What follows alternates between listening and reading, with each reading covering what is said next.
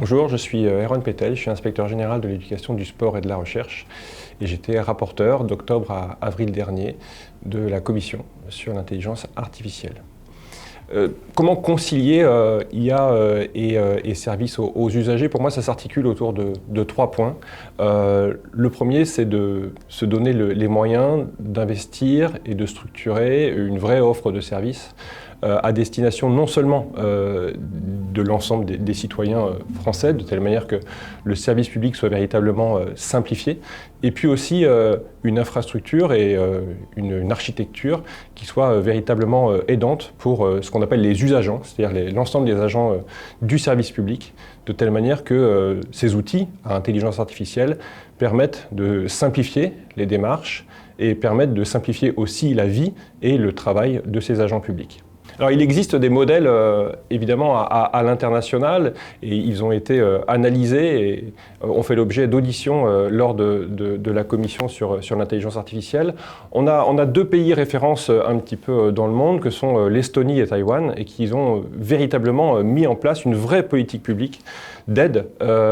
aux citoyens dans les démarches administratives et aussi d'aide et d'accompagnement de la transformation par l'intelligence artificielle des services publics, d'aide et de formation auprès des agents publics. Cette démarche qui est véritablement une stratégie gouvernementale, une stratégie étatique de transformation des services publics, non seulement à destination des usagers, mais aussi à destination des agents publics, permet d'avoir un véritable projet national qui permet d'aboutir à une vraie simplification à destination non seulement de ceux qui en auront les bénéfices, à savoir les citoyens, dans leur vie de tous les jours, pour permettre d'avoir accès à un renouvellement de leur pièce d'identité, à une demande de tel ou tel acte, que l'intelligence artificielle permet de simplifier, mais aussi de simplifier la vie des agents publics. Alors non seulement évidemment dans les tâches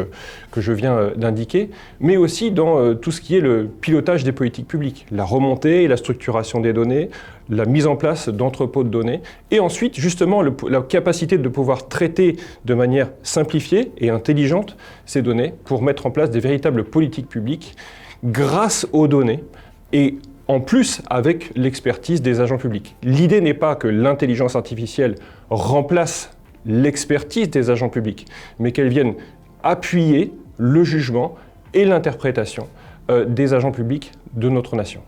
Alors cet objectif de transformation dans une situation que l'on apparente à une crise, c'est-à-dire une révolution technologique instantanée. N'oublions pas que le développement et l'apparition des outils à intelligence artificielle générative, ce sont quelques mois, c'est moins de 2 ans que ChatGPT notamment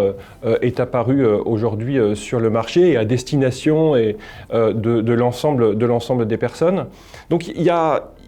ce qu'on pourrait appeler une crise socio-technologique, à savoir un nouvel outil véritablement révolutionnaire qu'est l'intelligence artificielle générative et qui est maintenant là à disposition de l'ensemble des agents publics, de l'ensemble des citoyens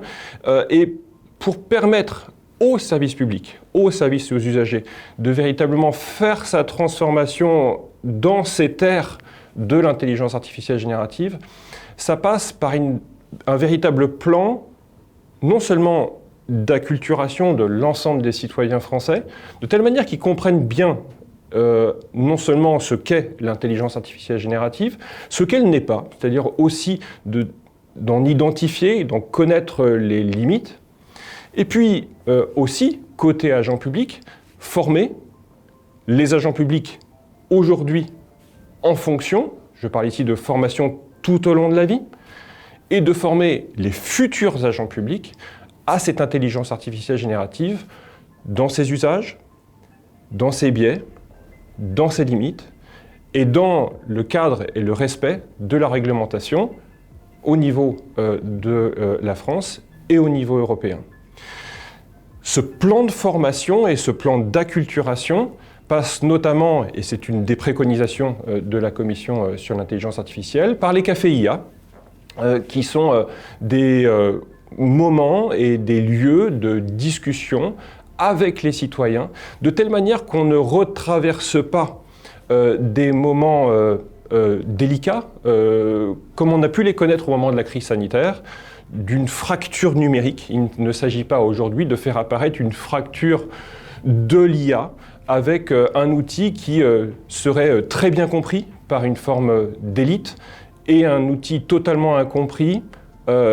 non seulement dans son usage, mais aussi dans ses limites, par une autre partie de la population. De la même manière, pour les agents publics, il s'agit véritablement d'accompagner notamment et peut-être prioritairement ceux qui sont aujourd'hui en activité, parce qu'ils vont connaître une véritable évolution de leur métier, parce que ces outils viennent transformer leur activité au quotidien. Et il s'agit pour cela donc de mettre en place un cadre normatif de formation et d'accompagnement à l'évolution des métiers de la fonction publique. Alors, le troisième point, c'est de faire une IA pour tous les territoires. Je l'évoquais dans le point précédent, on a connu une fracture numérique avec la crise sanitaire et on sait que l'assimilation finalement des évolutions du service public, des évolutions techniques et technologiques, ces évolutions ne vont pas et n'apparaissent pas avec la même vitesse dans tous les territoires. Donc il faut véritablement réfléchir à la manière par laquelle cette nouvelle évolution, cette nouvelle révolution technologique ne vienne pas s'ajouter à un contexte sensible où on sait que le service public apparaît comme étant moins présent. Je parle ici des territoires ruraux, des territoires comme les quartiers prioritaires de la ville, où on sait qu'il y a des véritables difficultés aujourd'hui à faire en sorte que ce service public soit, un, présent, et deux, respecté. Donc, ce moment d'évolution et de révolution du service aux usagers ne doit pas s'accompagner d'une nouvelle étape de disparition, en tout cas de perception d'une disparition du service public vis-à-vis des territoires que je vais qualifier d'éloignés.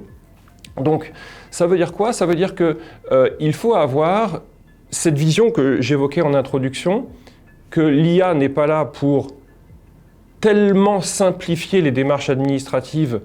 qu'elle remplace l'agent public, mais que l'IA vienne accompagner l'agent public dans sa prise de décision, dans sa composition de documents, de telle manière que le citoyen ait un service qui soit accéléré, qui soit simplifié. Donc ce cadre-là passe par notamment, et c'est ce qui a été mis en place avec l'aide de la DITP et de la DINUM, par des services à IA générative, je pense ici à Albert, je pense à Service Public Plus, qui peuvent se déployer dans les maisons France Service. C'est quoi une maison France Service? Eh bien, c'est un lieu dans les territoires éloignés, où il y a des représentants du service public qui peuvent utiliser ces services à intelligence artificielle, mais qui peuvent aussi et surtout accompagner l'ensemble des citoyens dans ces démarches simplifiées grâce à l'intelligence artificielle. C'est de cette manière-là qu'on arrivera à avoir un service augmenté grâce à l'intelligence artificielle à destination de l'ensemble des citoyens.